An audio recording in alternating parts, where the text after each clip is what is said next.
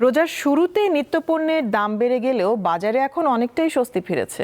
বেশ কিছু পণ্যের দাম স্থিতিশীল থাকার পাশাপাশি কিছু পণ্যের দাম কমেছে। বাজারে নজরদারি বৃদ্ধি করায় দাম নিয়ন্ত্রণ সম্ভব হয়েছে বলে জানান সংশ্লিষ্টরা।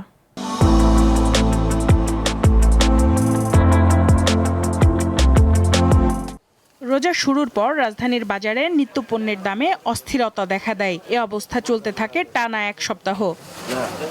তবে এখন পরিস্থিতি কিছুটা বদলেছে। নিত্যপণ্যের দামে অস্থিরতা ও উত্তাপ কমেছে। বাজার ঘুরে দেখা গেছে রমজানের শুরুতে প্রায় 2 গুণ বেড়ে যাওয়া পণ্যের দাম কমতে শুরু করেছে। গত সপ্তাহের তুলনায় কোনো পণ্যের দাম অর্ধেকেরও বেশি কমেছে। গত বছরকার মতো নেই, ফার্স্ট সেম রেটেই, বেশি কিছু বাড়ে নাই।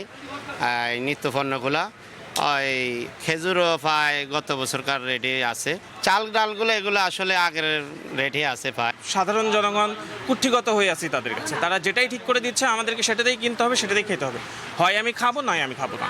ব্যাপারটা এরকম হয়ে গেছে। কিন্তু আমার জন্য যে জিনিসটা সুলভ মূল্যে আমার কাছে নিয়ে আসা, এটা আমার মনে হয় সরকারের তরফ থেকে আরেকটু বেশি কনসিডার করা উচিত। ব্যবসায়ীরা জানান, রোজা শুরুর মতো বাজারে মানুষের আনাগোনা কমেছে। এছাড়া শিক্ষা প্রতিষ্ঠান ছুটি থাকায় অনেকে ঢাকা ছেড়ে গেছেন।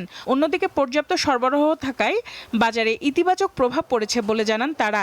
সব মালে আছে, মালের কোনো ঘাটতি নাই। তো দেখা গেছে দামে একটু 19-20 আছে, কিছু বাড়তি কিছু কম, কিছু আগে রেডি আছে।